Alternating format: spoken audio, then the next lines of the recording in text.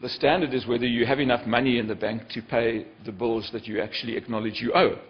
So, do you have the money to pay your bills? It's a nice, simple concept. We've tried in Business Leadership South Africa to adapt that to what some people would call human capital. I don't really like reflecting human beings in economic terms, or only economic terms, but to say, do you as a company have the people that you need to do what you promised to do in your annual report, in your prospectus, when you list on a stock exchange? Do you have the people with the right skills? And we try to say that a CEO who was doing his job would know how many graduates the company needed and had. He'd know something about the age profile and the gender profile and the demographic profile of the graduates. He would know something about how many left the company in the last year and what was in the pipeline to replace them. So, I mean, the concept, which is all I'm trying, and likewise for artisans and likewise for technicians, technologists, and unskilled labor, if such a thing actually exists. I've been around a while. I've not actually yet met a human being who was unskilled in any meaningful sense of the word.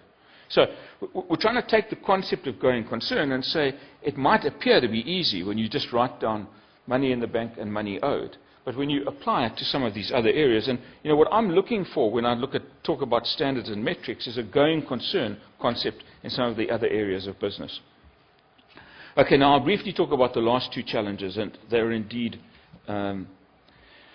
shorter.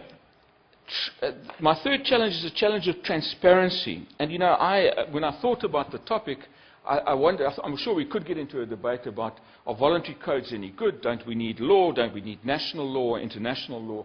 You know, I'm not too fussed about this debate, I must tell you. I wonder how much of South African law is actually ever implemented. So, you know, calling something a law doesn't mean that it's policed. We have factories that don't regularly get inspected. We get, you know, it's illegal to drive around this country talking on your cell phone.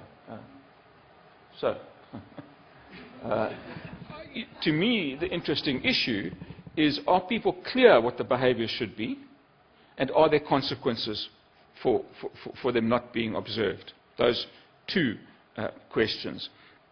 And for this, it seems to me, you know, the clearer we are about the values, the more commonality we have about the standards and metrics. Then if you simply say to companies, put your performance in the annual report, and please God, let us have one annual report. Not one report to the stock exchange and another report to society. Now, I love this phrase, business and society. I don't know where business exists. It exists in some different kind of reality to the rest of the human race. Let's just have one report. And let's say, guys, this is what we did with our money. This is what we did with our people. This is what we did with our product. This is the way we impacted on the environment. This is what we did for society. And if those are conceptually informed statements, not just brag sheets, then you would expect the trade union movement and the government and the consumer society and the United Nations to actually notice whether your deeds measured your reported deeds, and I think consequences would come. So then, you know, the last point, the last challenge, we've gone through values, standards and metrics, and transparency. Say what you're signing up to. Put it in your annual report and report against it in your own annual report.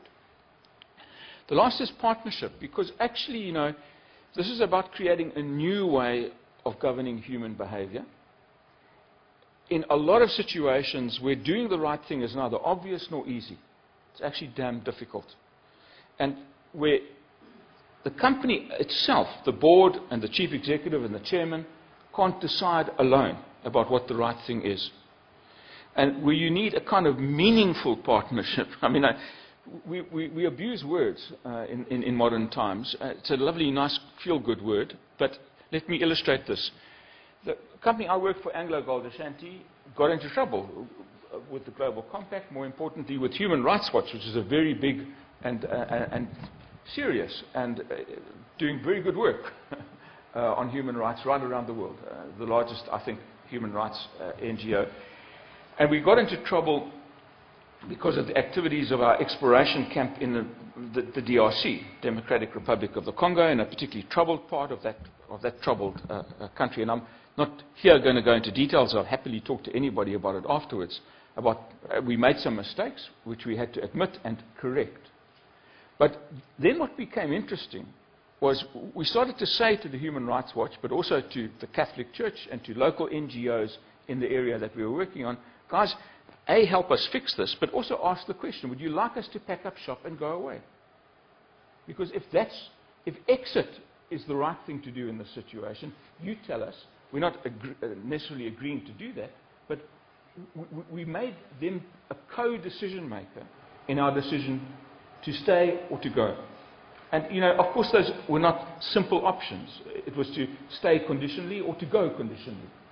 And so I'm looking at a dialogue that when you've got the values and the standards, there will be difficult trade-off situations. Another that I can think about is starting a gold mine in the Brazilian rainforest, to do it or not to do it, and how to take that decision right and who should be in the room when the decision gets taken. So thanks very much.